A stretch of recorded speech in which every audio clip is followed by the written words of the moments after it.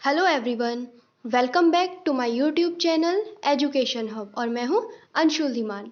So friends, जैसा कि आप सभी जानते हैं कि हम हमारे वीडियो में हर एक न्यू एसए का टॉपिक डिस्कस करते हैं। या तो देखिए, अगर आप या तो किसी कॉम्पिटिटिव एग्ज़ाम की तैयारी कर रहे हैं, जैसे कि हमारे कुछ एग्ज़ाम्स होते हैं, कंडक्ट कराए जाते हैं, तो उसमें हमारा एक एसए का एग्ज़ाम होता है ना। तो उनमें हमारे जो करंट से रिलेटेड हमारे और कुछ जो प्रीवियस ईयर के जो आपके टॉपिक्स होते हैं, मैं वो कोशिश करती हूँ आपको प्रोवाइड कराने की। तो जिससे कि आपको है एक हिंट मिल जाती है, आपको आपके एस्से को लेकर और उस टॉपिक से रिलेटेड आपको कुछ पॉइंट्स मिल जाते हैं, कुछ हेल्प मिल जाती है। और एक होता है हमारा, जैसे कि कुछ हमारे नेशनल और इंटरनेशनल इम्पॉर्टेंट डेज होते हैं जो बहुत ही इम्पोर्टेंट होते हैं, और उन पर जो है हमारी जो गवर्नमेंट है वो कुछ कॉम्पिटिशन्स ऑर्गेनाइज कराती है अलग अलग फील्ड में। जैसे कि मैं आपको बताना चाहूँगी, ड्राइंग कंपटीशन होते हैं, और डांस कंपटीशन, ड्रेस कंपटीशन, और cooking competition, dance competition, slogan competition और पोएम कंपटीशन। उन्हीं में से एक है हमारा एसे कंपटीशन। तो ऐसे ही जो हमारा एक स्लोगन कंपटीशन होता है, मैं आपको उन पर भी स्लोगन्स प्रोवाइड कराती हूँ जो कि आपके कॉम्पिटिटिव एग्ज़ाम के लिए हेल्पफुल होते हैं, जो कि मैं खुद से बना के आपको प्रोवाइड कराती हूँ। तो ऐसे ही मैंने आपको कोरोना पर जो है कुछ स्लोगन्स प्रोवाइड कराए हैं, 2 वीडियोज़ में वो मैंने आपको प्रोवाइड कराए हैं, यानी कि 2 पार्ट्स में। तो आप उनको भी देखिएगा, मैं आपको लिंक जो है प्रोवाइड करा दूँगी आपको।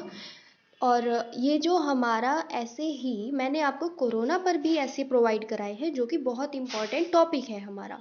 तो ऐसे ही हमारा जो आज का टॉपिक है वो है हमारा इकोसिस्टम रिस्टोरेशन। यानी कि जैसे कि हम जानते हैं, अभी हमारा वर्ल्ड एनवायरनमेंट डे यानी कि विश्व पर्यावरण दिवस जो कि 5 जून को सेलिब्रेट किया जाता है, वो आने वाला है।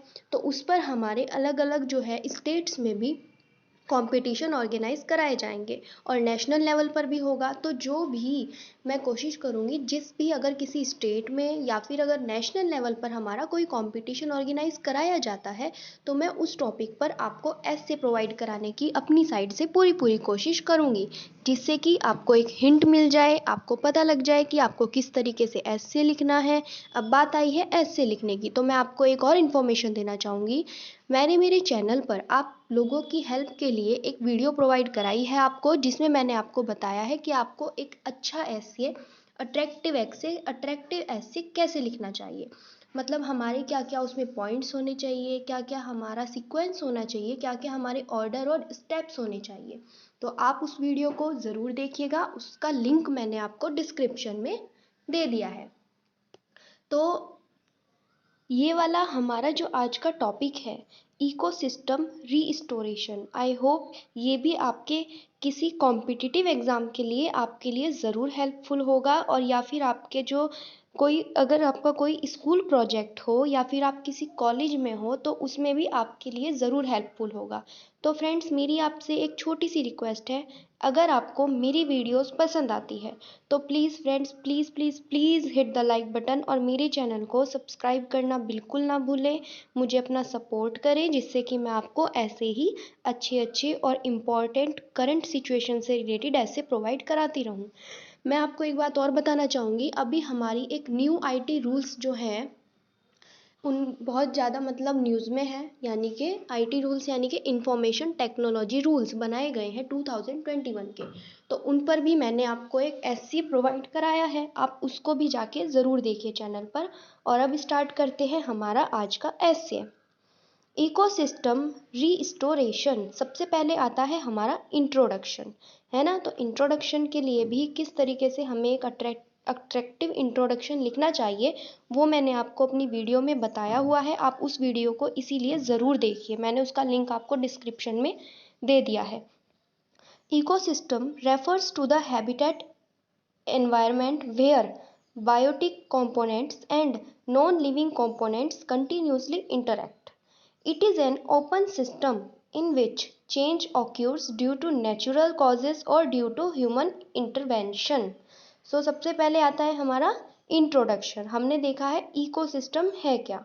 देन हम हमारा एसए स्टार्ट करते हैं। देखिए हमारा एसए जो टॉपिक होता है, मैं इसीलिए बोलती हूँ आप वीडियो को बिना स्किप किए देखा कीजिए, क्योंकि क्या होता है, हम जैसे अगर हम कुछ लिखना स्टार्ट करते हैं तो हम उसके लिए कुछ एग्जांपल्स देने स्टार्ट करते हैं, तो आपको कहीं ना कहीं पर अगर ये लगता है कि वो मतलब टॉपिक है ही नहीं रिलेटेड, तो ये ऐसा होता ही नहीं है ना, क्योंकि हमारा जो हर लाइन होती है, हर हमारी जो पैराग्राफ होता है, वो कहीं ना कहीं करके लिंक जरूर करता है। तो इसीलिए कोई भी अपने माइंड में एक मतलब सोचने से पहले कुछ भी आप पहले वीडियो को पूरा कंप्लीट देखा कीजिए, जिससे कि आपको वो समझ आ पाए कि वो चीज़ क्यों लिखी गई है।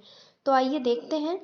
Ecosystem restoration is the process of preparing sites in nature whose biological communities जो कि है that is interacting groups of various species in a common location and ecosystems have been degraded or destroyed.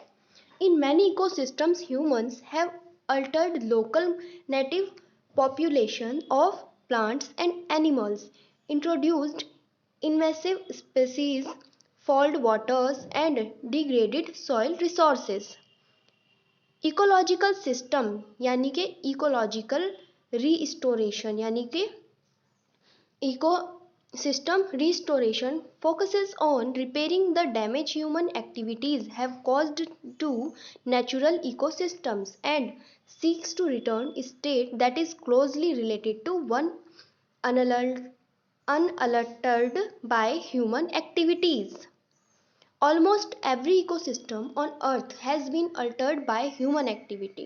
Some of these impacts are neutral or contribute to sustainability, but some disturbances to land, air, or water threaten species or even affect an ecosystem's ability to sustain itself.